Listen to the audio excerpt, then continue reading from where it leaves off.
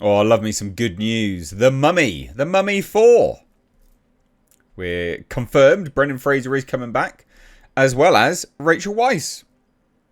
So they've even got a release date, May 2028. Love it. Bloody love it. Some good news for a change. Yeah, I'm well happy about this. So this dropped yesterday. Didn't cover it. Had way too many other things that I was covering yesterday. So I'm getting round to it today. So slightly behind on that. Do apologise. But like I said, good news for a change, right? This is great news. I'm loving how this is shaping up. So this is just a report on The Hollywood Reporter. New Brendan Fraser Mummy movie lands May 2028 release date from Universal. The studio has also closed deals. For Fraser and Rachel Weisz to return to star in the new installment of its turn-of-the-century adventure horror comedy franchise.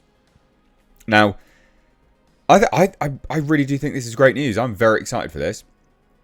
And I still think, maybe because I'm jaded, but I still think that bloody CGI, man, that really does hold up. It looked mad at the time. So as they say, Brendan Fraser and Rachel Weisz have a date with the Mummy. After months of negotiations, Universal has closed deals for the pair to star in a new installment of the studio's turn-of-the-century action horror comedy, and the film is being directed by Matt Bettinelli-Olpin and Tyler Gillette, also known as Radio Silence. Now, I think actually what's interesting is that they spent months negotiating this. That is a long ass time. All right, that is a really long time, and I'm presuming it's because, well, one would assume it's because the individuals involved, i.e. Brendan Fraser and Rachel Weisz, don't want to sign up to something which is just, going to be poo, effectively. And I will say, actually, the individuals involved are probably the best people for the job, and I sincerely mean that. So Matt Bettinelli-Olpin and Tyler Gillette, as I say, known as Radio Silence, those are the individuals behind Ready or Not, which is a brilliant horror comedy. Right? It has serious tones, it has real weight, it has real risk. You felt like there was real risk. Not only that, knew how to... I mean, the shooting was good, the writing was good, the character arc of the lead, which was Samara Weaving in Ready or Not, was great. To me, it reminded me of how individuals used to write women, whereas now they're just kind of Mary Sue's. This was a woman that was that really did go through some crap in that movie. Oh my God, did she go through some crap. So I actually think they're really good for this. I think they're, out of everyone involved in Hollywood today, I think they are the perfect fit. Like, sincerely, I believe that they are the perfect fit. So good shout there. And as it says, with deals finally closed, Universal has also set a release date for the feature, announcing Tuesday a May 19th, 2028 wide opening.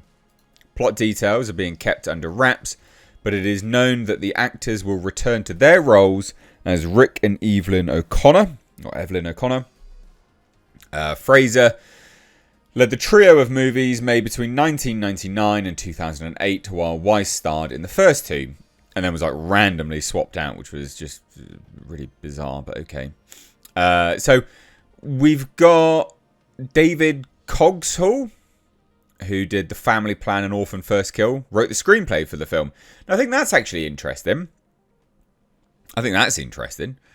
Someone who, typically, those are hard horror films, right? Those aren't, let's just have a look, actually. Let's see what else he's written. I was going to say, because they seem like proper horror films. Family Plan, not, obviously Family Plan's not. Orphan First Kill, Family Plan 2, Deliverance. Did Prey, but not Prey. This is a different movie, not the actual Prey movie. I'm just seeing what he's written. Not a whole lot. Not terrible stuff, though. Interesting. What's he got coming up? Orphan 3, Matchbox the movie. Okay, alright, well, interesting, very interesting person to write for this film then, actually. But I think Orphan First Kill, you know, the Orphan films, I mean, they are horror films, aren't they? So I actually think maybe he's a good pick. You know, with the team of Radio Silence as well, I think that they could do a really good job of blending comedy in with it. So Sean Daniel, who produced the original movies with his late partner James Jacks, is back as producer. William Chirac, James Vanderbilt, and Paul Neinstein will produce through Project X Entertainment. The trio are frequent collaborators of Radio Silence and worked with the filmmakers on the 2 recent Scream movies, which revitalized the franchise for the 2020s. And vampire horror movie Abigail for Universal. Abigail's a great movie, actually. Would recommend that. So Fraser is going to be executive producing as well, so that's cool. Good for him. Executive VP Production Development Jay Polidoro, Director of Production Development Jacqueline Garrell are overseeing the project for the studio. I think this is great news. This is brilliant. I mean, the thing is, it was such a massive hit. I mean, it was basically modern Indiana Jones, right? That's probably the best. I think that's probably the best way to describe it. I mean, it was Indiana Jones. It was just modern day Indiana Jones, right? Like, it was swashbuckling, good fun, horror fun, like just great fun, but with true horror elements to it. I mean, that CGI of the mummy of Imhotep was just mad, crazy. You know, you got the flesh-eating scarabs as well. I mean, it was crazy stuff. Crazy stuff. But really, really good, like, wholesome, fun movies, as well as all the horror crap involved with it. It was brilliant. Bloody great movies. I'm so happy that they're coming back. Like, really, really happy. Empire Online published an interview with the filmmakers yesterday, asking them about potentially when this conversation took place, bringing Rick and Evelyn back to the big screen.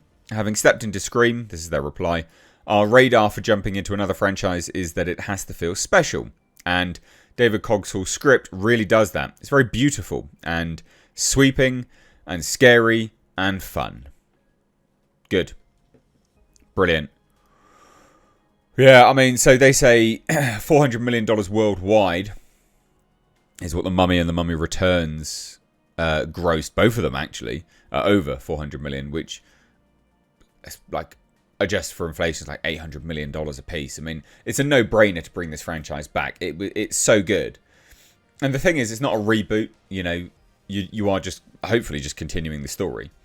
And I hope people don't get annoyed by this as a continuation or as people being sort of creatively bankrupt, because I really do feel like Brendan Fraser kind of deserves a break, you know? He's had several breaks recently, but, you know, he's someone who I want to see do well. Like, I've got no ill will against that chap at all. He's had a pretty rough shot in Hollywood. So seeing him come back to this franchise, which, you know, arguably made him a massive star, I'm all for.